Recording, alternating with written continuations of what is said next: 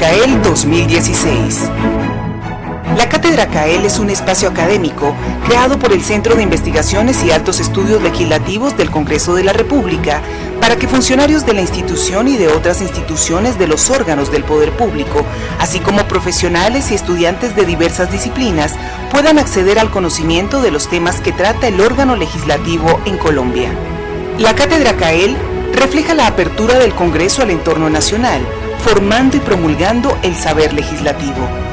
Es transmitida por el canal Congreso para llegar a todas las regiones de Colombia, cimentando la importancia de la defensa de la democracia, el respeto, la aceptación y la legitimidad de las instituciones sobre la base de un proyecto de entendimiento nacional en paz, reconciliación y equidad para todos. Cátedra CAEL 2016. Bienvenidos a la séptima sesión de la Cátedra CAEL 2016 de este semestre en el Salón Boyacá del Capitolio Nacional de la República de Colombia, un espacio creado para el fomento del conocimiento legislativo en Colombia. En nombre del director del CAEL, el doctor Gregorio El Hash Pacheco, secretario general del Senado, les expresamos un saludo de bienvenida a todos ustedes. En la sesión de hoy saludamos a los conferencistas que nos acompañan, el doctor Juan Carlos Ruiz y el doctor José Antonio Flores Linares, a los funcionarios del Congreso, a los funcionarios estudiantes de la Academia Diplomática Augusto Ramírez Ocampo del Ministerio de Relaciones Exteriores, a los participantes de la Cátedra CAEL 2016 y a toda la audiencia nacional que nos sigue a través del canal Congreso y de nuestras redes sociales.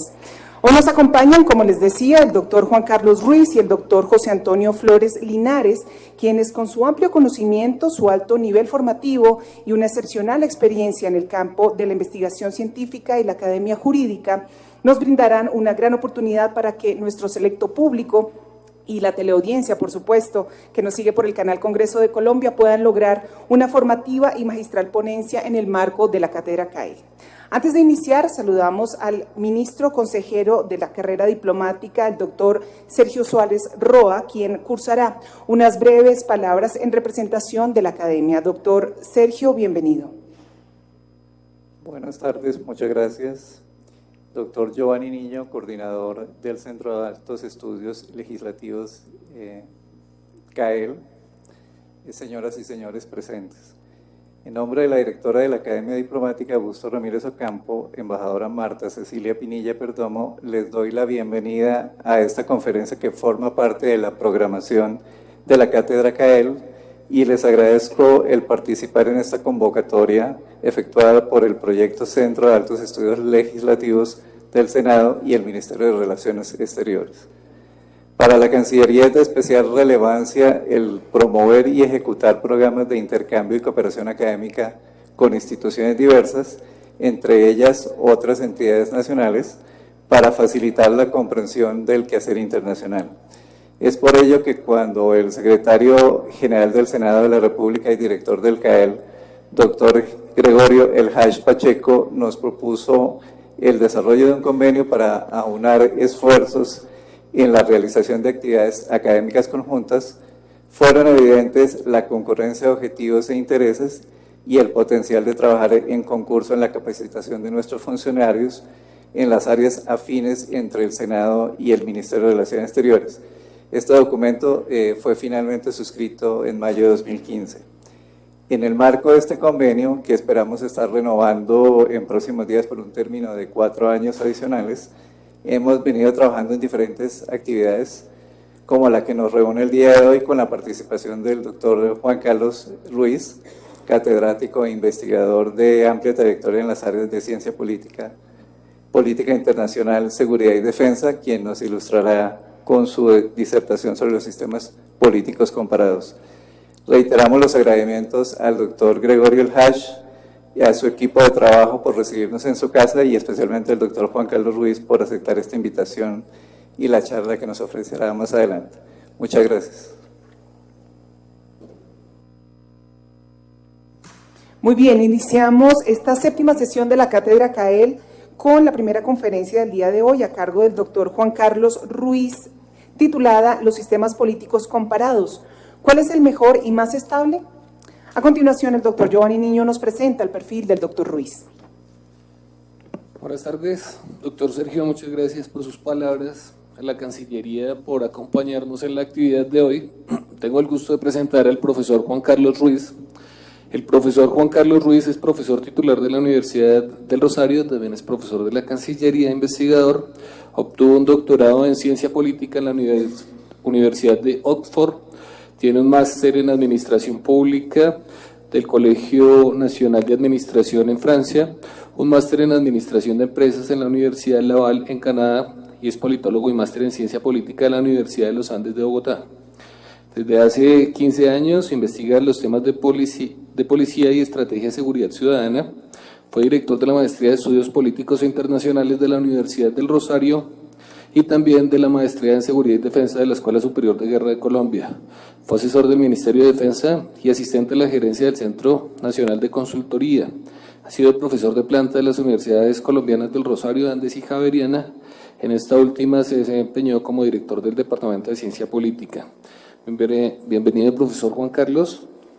Tiene usted 45 minutos. Luego, como es habitual, haremos una ronda de 3 preguntas. Muchas gracias.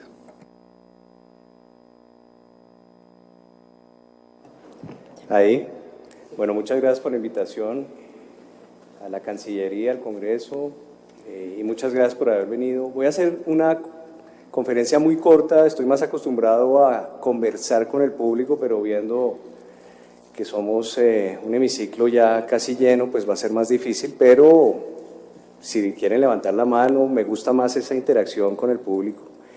Voy a hablarles muy didácticamente de los sistemas políticos comparados. Nosotros vivimos en un sistema presidencial y a veces desconocemos cómo funcionan otros sistemas como el sistema parlamentario y el sistema semipresidencial.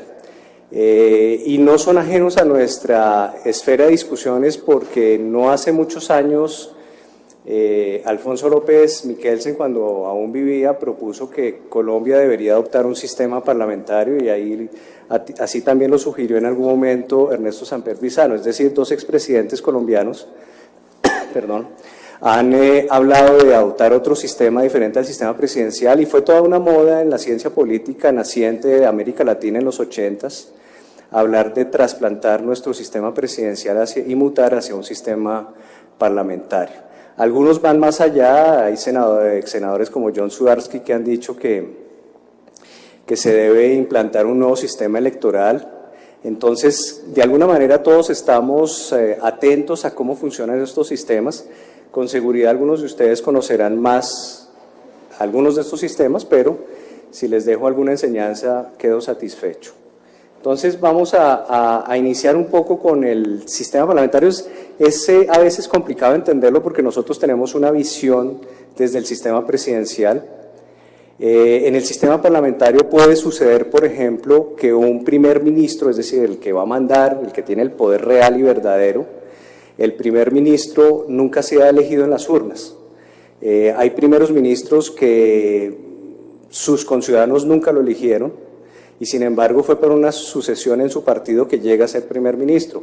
Por ejemplo, el primer ministro actual de Italia, Matteo Renzi, nunca fue elegido en las urnas, fue elegido su antecesor Enrico Letta y su partido, pero cuando Enrico Letta pierde el liderazgo de su partido, lo sucede Matteo Renzi, un joven alcalde italiano y hoy en día es el primer ministro italiano. Algo parecido sucedió con Gordon Brown, que sucede a Tony Blair, y nunca Gordon Brown fue elegido en las urnas, pero alcanzó a ser casi 3 años primer ministro de Gran Bretaña. Y hay casos como el de John Major, también primer ministro después de Margaret Thatcher, que nunca fue elegido en las urnas. Entonces, desde nuestra óptica, observar eso es difícil. Otra cosa que nos parece complicada muchas veces es entender que un primer ministro puede disolver una asamblea nacional, puede disolver un parlamento. El primer ministro británico puede disolver, por ejemplo, la Cámara de los Comunes. El canciller alemán o la canciller alemana pueden disolver el Bundestag con ciertas regulaciones, pero se puede hacer. Desde nuestra óptica del sistema presidencial, eso sería un golpe de Estado, algo así como lo que hizo Fujimori en 1900, entre el 92 y el 93, lo que se llamó la dictablanda de Fujimori. o lo que hizo Mariano Ospina Pérez en Colombia cuando cerró este Congreso en la antesala de las elecciones de 1950, en 1949. Entonces, son cosas que uno entiende más desde el sistema presidencial, pero que funcionan bastante bien desde el sistema parlamentario. ¿Por qué algunos políticos colombianos, expresidentes, se han aventurado en proponer el sistema parlamentario como fundamental para darle más estabilidad a nuestra vida política? Creo yo esencialmente por lo siguiente, voy a mostrar un poco aquí en las filminas cómo funcionan estos sistemas. Bueno, hay mucho por hablar, no voy a hablar de todo, no hay tiempo. Yo quiero hablarles sobre todo del sistema parlamentario y hablar un poco de también reformas en el sistema electoral que se están pensando en algunos países. Vamos a ver si tenemos acá, no tengo la filmina, tendría que cambiar un momento, por favor. Voy a cambiar de presentación.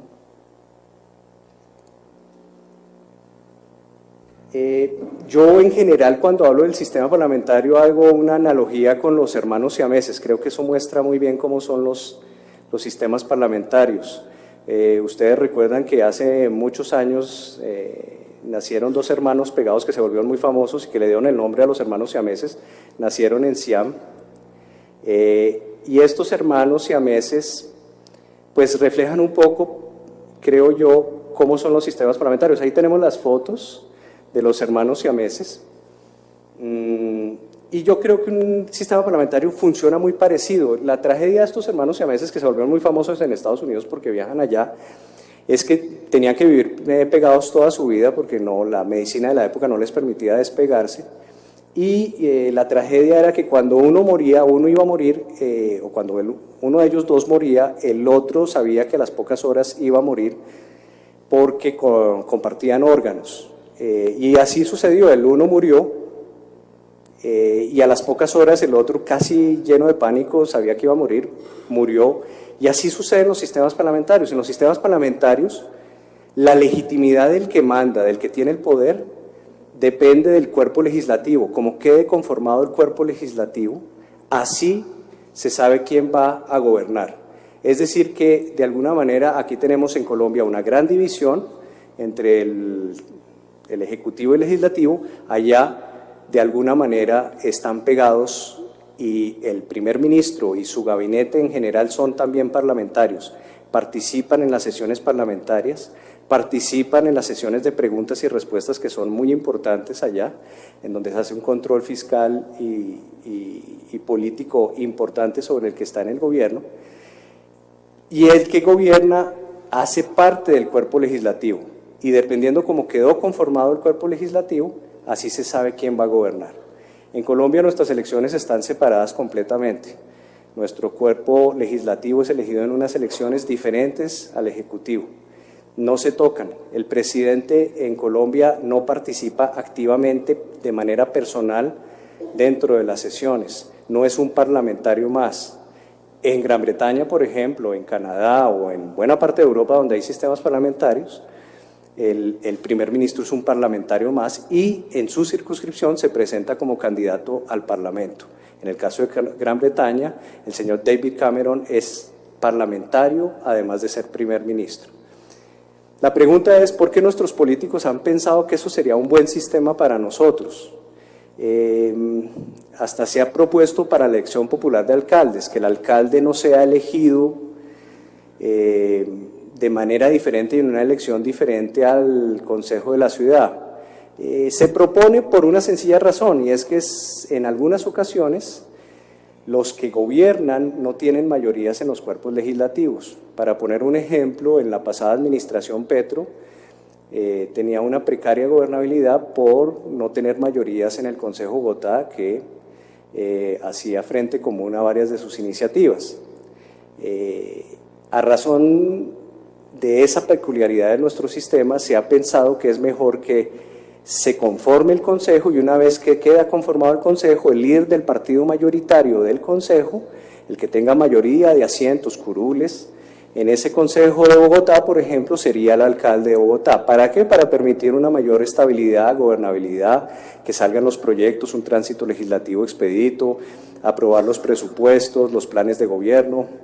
Y yo creo que en ese sentido Alfonso López Miquelsen y Ernesto Samper propusieron esa posibilidad de mutar hacia sistemas parlamentarios. Entonces, veamos un poco cómo funciona un sistema parlamentario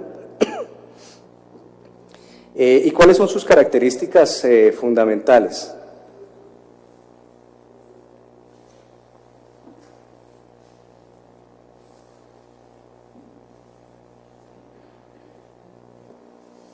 En Gran Bretaña, el líder del partido mayoritario se convierte en primer ministro. Aquel partido que tenga la mayoría absoluta de curules en la Cámara de los Comunes, el líder de ese partido es el primer ministro. De alguna manera hay una elección indirecta porque los británicos en su circunscripción están escogiendo una sola curul, porque ustedes saben es un sistema uninominal, en donde se pone en juego una sola curul por circunscripción para un total de 650 curules que tiene la Cámara de los Comunes. Aquel que pase la barrera de la mayoría absoluta, es decir, la mitad más uno de esas curules, el partido que obtenga la mayoría absoluta se vuelve automáticamente primer ministro. El problema de ese sistema es cuando no se obtiene la mayoría absoluta. Entonces los partidos son mandados a hacer coaliciones que en general son muy volátiles, se desbaratan con mucha facilidad para hacer un gobierno que se llama gobiernos de minoría. En el gobierno de minoría hay un primer ministro, pero se basa en una coalición y no llegó por la mayoría absoluta. Y se necesitan hacer conversaciones muy ingentes para poder hacer ese gobierno. En España es lo que estamos viviendo, como ustedes bien saben, de un bipartidismo rancio. Estamos con 4 partidos con algunas posibilidades.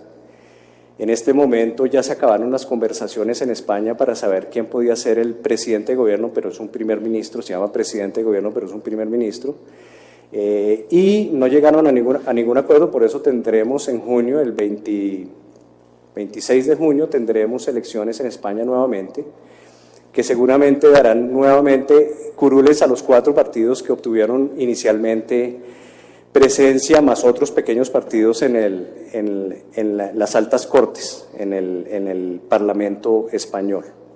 Otra característica de ese sistema lo estamos viviendo en España, y es que el que ganó en términos de curules, que es el PP y Rajoy, no necesariamente llega a ser primer ministro, porque hay unas conversaciones posteriores, dado que ningún partido obtuvo la mayoría absoluta de curules, y se necesita ir a unas nuevas elecciones porque no fructificaron las conversaciones entre esos partidos. Entonces vamos a ver si Podemos o Ciudadanos se podrían llevar ese cargo, si puede ser el PSOE o puede ser que haya un continuismo con el PP. En Gran Bretaña no sucede eso. En Gran Bretaña existe algo que se ha denominado la ley del cubo. Es decir, que los 2 partidos tradicionales, Partido Conservador y Partido Laborista, ganan por una mayoría muy importante y tienen la facilidad de gobernar porque su bancada es ampliamente mayoritaria y aprueba en general buena parte de sus proyectos, aprueba buena parte del presupuesto sin ningún reato y sin ningún problema. El problema es cuando esos partidos que gobiernan no tienen las mayorías absolutas, cuando se basan en coaliciones porque se desbaratan fácilmente. Les doy un ejemplo. En el sistema parlamentario francés de la Cuarta República, entre 1946 y 1958 hubo 23 primeros ministros, es decir, que había un promedio de ministros que duraban 6 meses, 9 meses, 1 año. Era una gigantesca inestabilidad porque había muchos partidos. Y esos partidos tenían que gobernar con base en coaliciones que son muy volátiles, se desbaratan muy fácilmente. En cambio, en Gran Bretaña esos 2 partidos son bastante estables, se alternan el poder, y cuando llegan a gobernar con amplias mayorías porque traspasan la barrera de la mayoría absoluta de curules que se necesitan para tener un primer ministro sin tener que hacer coaliciones.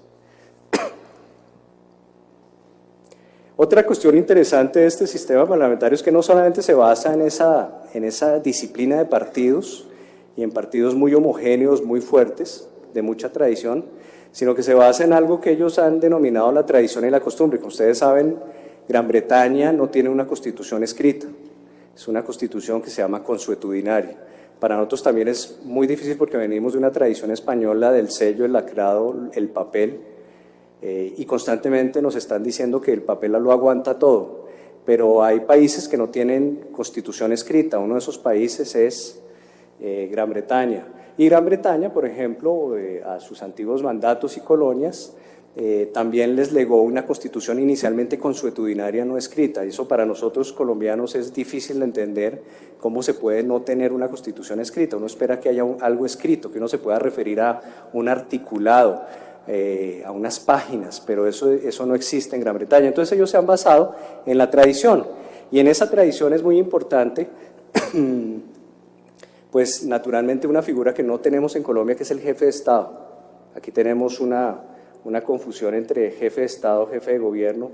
Creo que se me perdió una de las filminas que tenía acá, se cerró una de las presentaciones, pero bueno, intentemos con esta. El jefe de Estado. El jefe de Estado en Colombia se confunde muchas veces por los medios de prensa con el jefe del Ejecutivo, el jefe de gobierno.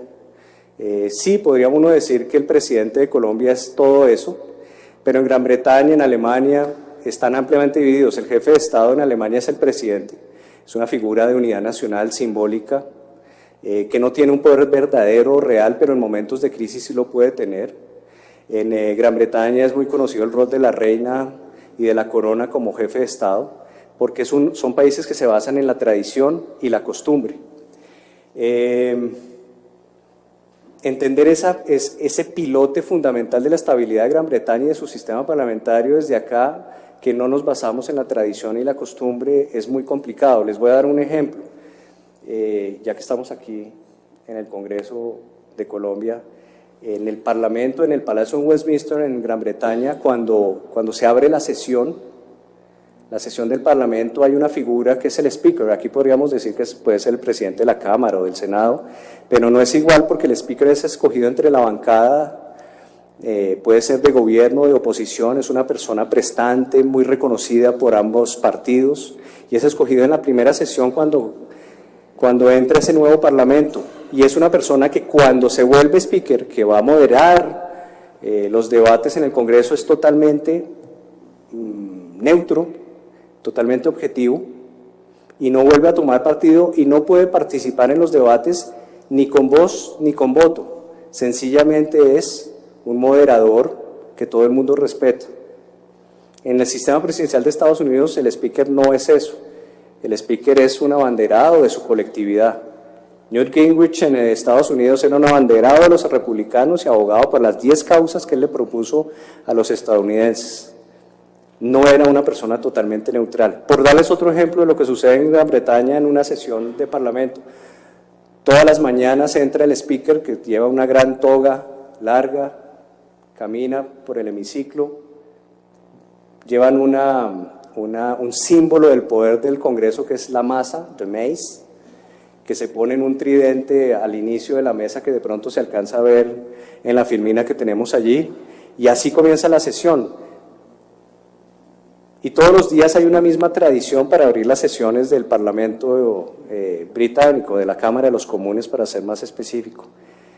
La reina no puede entrar a la Cámara de los Comunes, le está prohibido, pero ella hace el inicio del gobierno del nuevo primer ministro y lee el discurso que le escribió el primer ministro, pero ella la lee como si fuera su gobierno, y lo lee en la Cámara de los Lores, la otra cámara que es mucho más convencional y simbólica. Y hay una cosa bien interesante, y es que en esa primera sesión ella llega en su carruaje, bajan la corona, se baja de ella, va a la Cámara de los Lores, se sienta en su trono que tiene reservado en la Cámara de los Lores y espera a que llamen a los comunes que están en la otra cámara para que vengan a oír su discurso. Y mandan a un caballero, a una especie de mayordomo, que va con un báculo en la mano, se acerca a la puerta de la Cámara de los Comunes, que está entreabierta, y cuando está llegando, se la cierran en las narices. Y entonces este caballero con su báculo golpea 3 veces, y ahí la puerta tiene ya el hueco donde se ha golpeado siempre, le abren la puerta, se dirige en la filmina se ve la sala de los comunes, se dirige al nuevo gobierno, a la oposición y al speaker e invita a oír el discurso de la reina.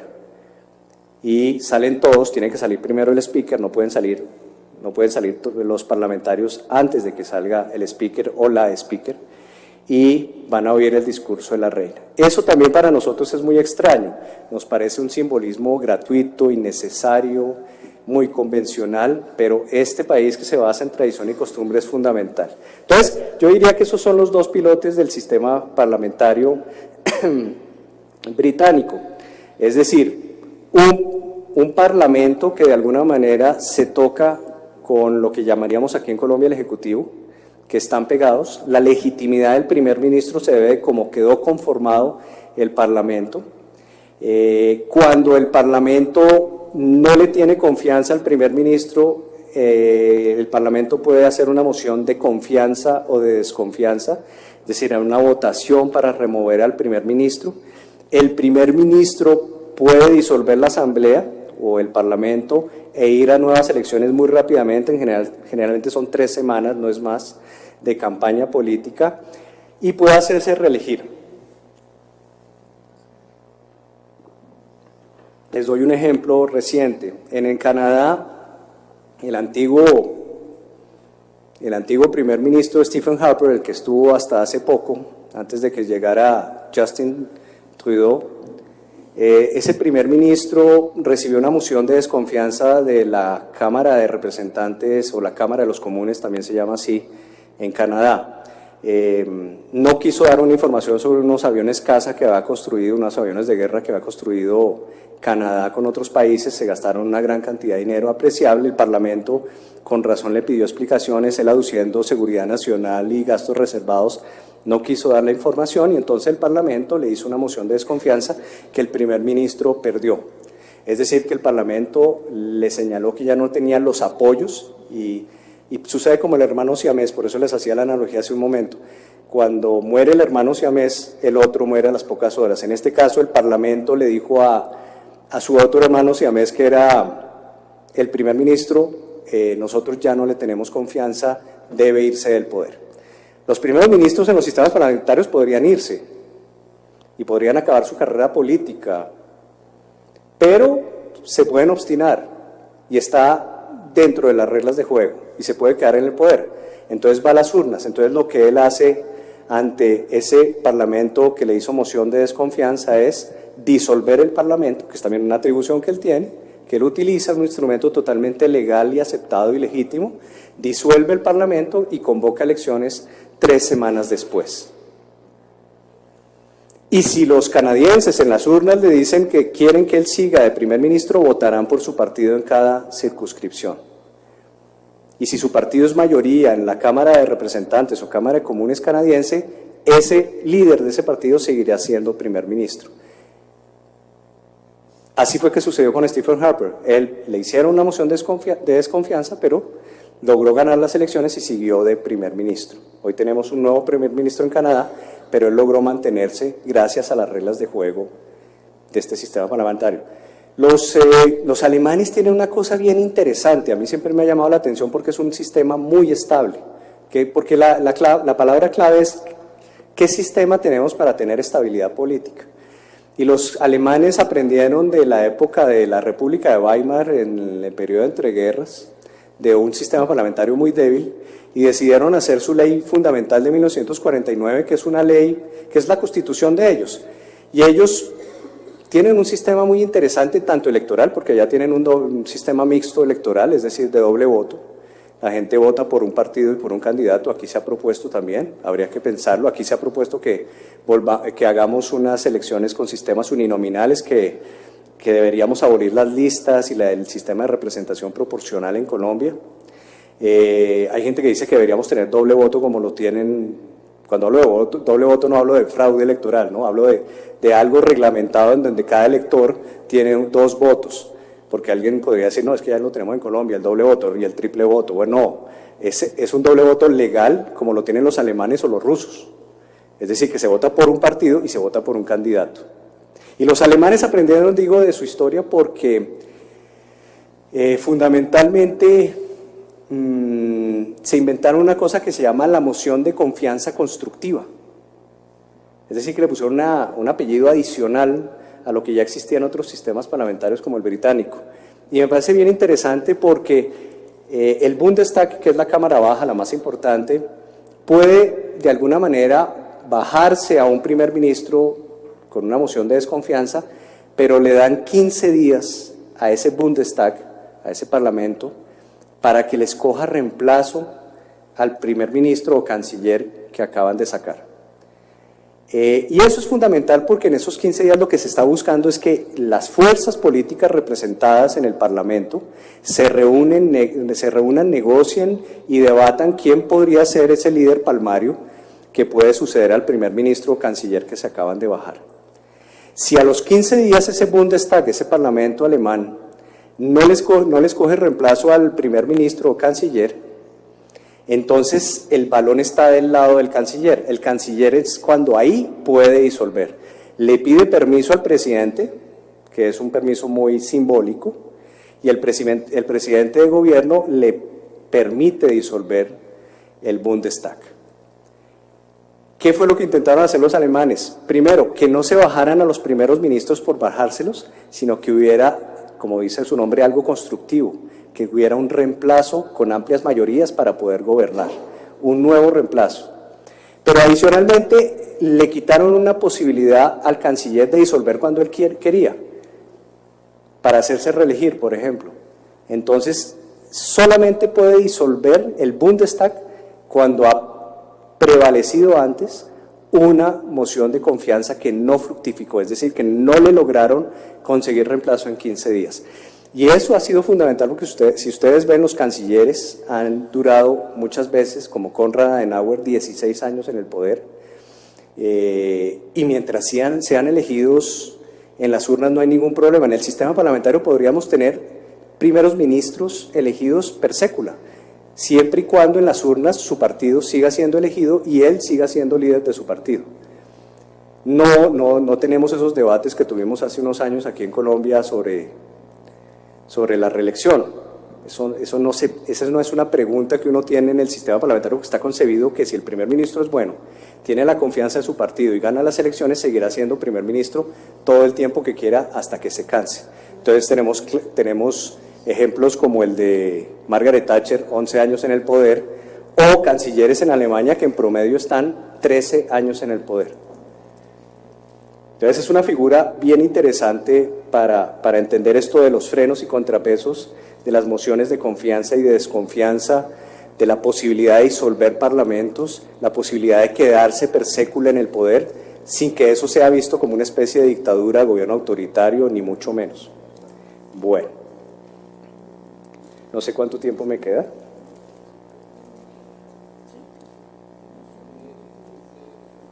Bueno, podríamos hablar del sistema estadounidense, pero yo creo que lo conocemos bastante bien. Si tenemos una oportunidad más adelante, podríamos hablar del sistema de los Estados Unidos, que pues ha impregnado mucho el nuestro. Nos hacen creer a nosotros en el colegio que nosotros copiamos mucho de los franceses, quizás porque Antonio Nariño tradujo los derechos del hombre o los derechos del ser humano, deberíamos hablar hoy en día. Pero la verdad nosotros hemos copiado esencialmente el sistema presidencial de los Estados Unidos y de lo que hicieron los próceres estadounidenses en Filadelfia para hacer su constitución. Entonces no sé si sea interesante ver eso, porque ellos también tienen frenos y contrapesos, como la impugnación, que sí funciona, o el veto presidencial.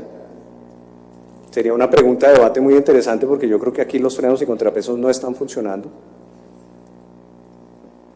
Pero no tenemos tiempo, entonces yo les propongo más bien ver otra comparación con los sistemas electorales. Otro debate que se ha dado en Colombia y que a veces no es muy conocido. En el mundo existen esencialmente dos sistemas, el sistema uninominal y el sistema de representación proporcional.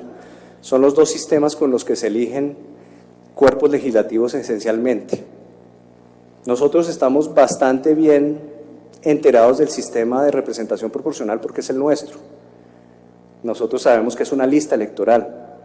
Nosotros entendemos muy bien qué es eso de método de cociente y residuo, que era el sistema y la fórmula matemática utilizada antes de la reforma del 2003, la reforma política. Entendemos quizás muy bien qué es el método de Hunt, pero hay muchos, ¿no? Hay muchas fórmulas matemáticas, Imperial, Niemeyer, pero creo que estamos más cómodos con el sistema electoral de representación proporcional. Desconocemos más el uninominal, el que en el mundo anglosajón se conoce como first past the post. Ese lo desconocemos, pero hay uno que no conocemos casi nada y es el sistema mixto o de voto alternativo. Entonces no sé si alguien conozca una cosa que se llama la doble vuelta instantánea. No la doble vuelta, esa sí la conocemos porque la tenemos para nuestras elecciones presidenciales, pero no sé si aquí en la sala haya alguien que conozca la doble vuelta instantánea. La doble vuelta instantánea, en inglés, double instant runoff, ¿no? Entonces los voy a explicar. Espero que se vayan con esto. Me encantaría que si se van con este conocimiento. ¿Listo? ¿Qué es el sistema de doble vuelta instantánea? Vamos a ver eso. Bueno, aquí tenía todos los sistemas, pero no tenemos tiempo con explicaciones de cómo se calcula, pero más que el cálculo es qué impacto tiene en el sistema de partidos y cómo eso da más estabilidad o menos estabilidad. Veamos les propongo que veamos esto. Yo hice este ejercicio, no sé si se alcanza a ver, con las elecciones de alcalde pasadas, ¿no? Me inventé ahí pues ustedes ven a una Clara, pues si quieren ponerle Clara López, Peña, Peñalosa, bueno, Pardo, Pacho. Entonces, vamos a ver cómo funciona nuestro sistema. Va a ser un poco complicado porque no estoy cerca de la imagen, pero voy a tratar de explicarlo. El método plural es el que utilizamos en Colombia. En esa tabla que ustedes ven ahí tenemos 9 electores, podrían ser 2,5 millones de electores, pero ahí vamos a poner 9, cada columna es un elector. En este sistema que les estoy explicando, que no utilizamos en Colombia y se utiliza en muy pocos países del mundo, uno pone alternativas, uno no vota por una sola persona, sino que uno vota por alternativas según el gusto que tenga. Entonces cada elector puede decir, a mí me gusta de primeras Clara, de segundos Peñalosa, de terceros Pardo, de cuartos Pacho. Otro puede decir, no, a mí me gusta Pacho de primeras, segundo Pardo, última Clara, y así sucesivamente. Es decir, que la persona no vota una sola vez, sino que tiene en un solo voto varias alternativas. Claro, para poder tener eso en Colombia tendríamos que tener un sistema electrónico de voto que, pues todo parece indicar que no tendremos en las próximas 2 décadas, cuando ya Venezuela lo tiene hace 2 décadas, ¿no? Pero bueno, con tarjetón esto es imposible, vamos a verlo. Esto es imposible para el elector y para el jurado y para la registraduría, se necesita un voto electrónico. Entonces, veamos, no sé si se alcanza a ver la filmina, pero en Colombia, si hubiera 9 electores, 9 personas que votan, ¿quién ganaría ahí? Ganaría Clara, porque de los 9 votantes, 4 votaron por ella, 2 por Peñalosa, 2 por Pardo y 1 por Pacho. No sé si se alcanza a ver, Entonces, ¿quién quedaría ahí si estuviéramos en Colombia? Sería Clara López, la alcaldesa de Bogotá. Pero en Estados Unidos los politólogos estadounidenses acuñaron un término que se llama el mal candidato, el bad candidate. No quiero que se entre en prejuicios ideológicos, ni mucho menos. Aquí el mal candidato podría ser Clara, pero no porque ella sea mala candidata, yo creo que no quiero que ustedes malentiendan, sino porque Clara representa a una izquierda y los otros candidatos unidos, si estuvieran unidos, representarían una derecha mucho más fuerte. A veces se presentan casos de alcaldes de una ciudad que solamente tienen el 30% del electorado y así se vuelven alcaldes. Y sin embargo hay un 70% que está ideológicamente en contra de ellos, es decir, que son por ejemplo, si el alcalde Petro llegó a la alcaldía con el 30% de electores, había un 70%, dirían esos politólogos estadounidenses, que están ideológicamente muy contrarios a las ideas de Petro. Y por eso los politólogos estadounidenses acuñaron este tema de bad candidate, mal candidato, porque no representa la fuerza política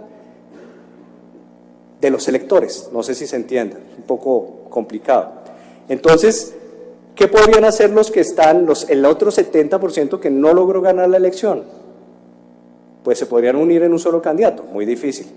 Pero hay sistemas electorales que tratan de ver esas otras opciones, que puedan votar por diferentes opciones. Entonces, se ha inventado la doble vuelta instantánea, en donde tienen más de una opción. Yo no sé si tengo un video incrustado, no sé si se oye, si hay sonido, ¿sí?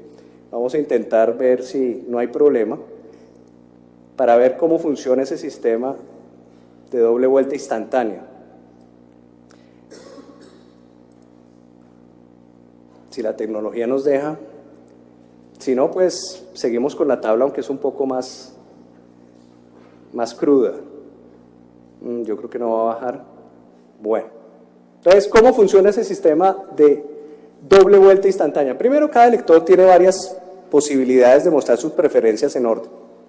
Ustedes ven en la primera columna, el primer elector puso a Clara como su primera preferencia, a Pacho como su segunda preferencia, a Peñalosa como su tercera preferencia y a Pardo como su última preferencia. Y ahí ustedes ven cómo votó cada uno. ¿Qué sucede? En el sistema de doble vuelta instantánea se elimina el candidato menos votado como primera opción. Eso es lo primero que se hace.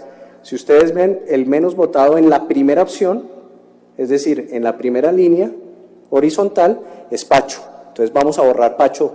Pero si borramos a Pacho, pues lo borramos de todas partes. Entonces ahí lo eliminamos, donde aparecía Pacho como preferencia de cada elector, lo eliminamos.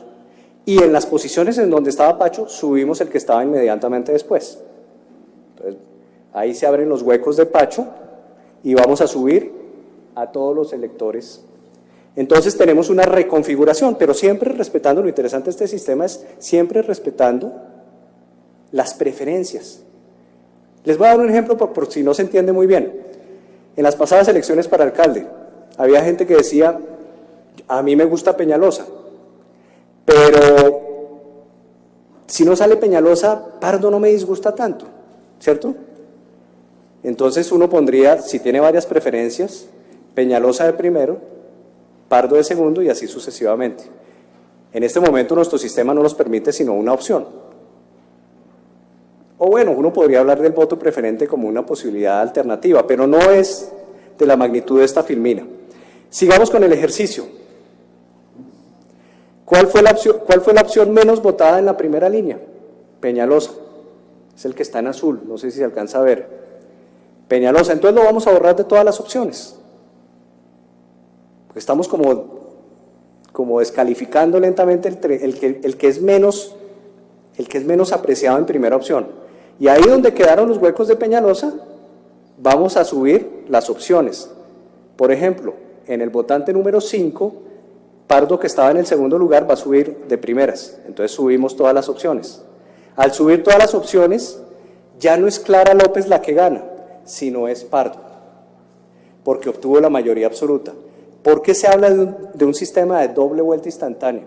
Los franceses tienen doble vuelta, ellos inventaron la doble vuelta, que técnicamente no debería llamarse balotaje, pero algunas personas lo conocen como balotage y en español también se utiliza la palabra. Ellos utilizan la doble vuelta no solamente para elecciones presidenciales, sino para todas sus elecciones. Nosotros podríamos hacer doble vuelta para todas nuestras elecciones. El problema de eso tiene unos costos enormes. Podríamos hacer doble vuelta para alcaldes, doble vuelta para consejos municipales, asambleas departamentales, congreso, podríamos hacer doble vuelta para todo como lo tienen los franceses, con unas cláusulas que lo reglamentan. Pero eso es tremendamente costoso. Entonces, lo que se está pensando es hacer una doble vuelta instantánea, porque con la votación del primer día y la primera vuelta y la única vuelta, ya hay unas preferencias depositadas que serán utilizadas para contar quién puede ser el alcalde, quién puede ser el presidente. Por eso se llama doble vuelta instantánea, para evitarnos una segunda vuelta. Se hace el mismo día con la misma votación. No sé si se entiende un poco eso, pero ahí en el ejemplo final de la filmina, Pardo sería el alcalde de Bogotá, porque obtuvo ya la mayoría absoluta después de estos conteos. Si ustedes recuerdan, con nuestro sistema ganaba Clara, con el primero que vimos, que es el plural. Con este gana Pardo. Esa es la doble vuelta instantánea que no está muy alejado de nuestro sistema. Hay senadores que han propuesto utilizar la doble vuelta instantánea. Hay senadores que han propuesto utilizar doble voto, régimen mixto. Y no está muy alejado de lo que están mutando los países. Gran Bretaña tuvo un referéndum en 2012, en donde se le preguntó a los británicos si querían cambiar de su sistema uninominal a una doble vuelta instantánea o a un régimen mixto. Y los británicos dijeron, preferimos quedarnos con lo que hemos tenido porque eso nos da estabilidad, porque los partidos son dos grandes partidos y no una gran multitud de partidos, lo que llevaría a tener coaliciones muy volátiles, pero se puso en la discusión.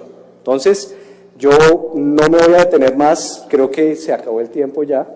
Quería simplemente tocar unos temas muy cortos, porque el tiempo no da para más, del sistema parlamentario y lo diferente que es del nuestro, pero así sea diferente, ha sido traído a colación por diferentes políticos colombianos como una fórmula de recambio. Y el sistema, un sistema que es muy desconocido en Colombia, que es el de doble vuelta instantánea, pero como ustedes ven, podríamos hablar horas enteras de cómo un sistema de representación proporcional atomiza los partidos, o un sistema uninominal o de first past the post lo que hace es acentuar el bipartidismo. Podríamos hablar también de una gran cantidad de frenos y contrapesos que existen en los sistemas. Hubiéramos podido hablar del sistema semipresidencial francés, que tiene frenos y contrapesos dentro del mismo ejecutivo, con un primer ministro y un presidente que manda. Hubiéramos podido hablar de los efectos de una cohabitación al estilo francés. Bueno, son una terminología y una jerga disciplinar interesante que me parece que es fundamental para personas que trabajan en este mundo de la política o tocan también este mundo de la política. Les agradezco mucho, muy amables.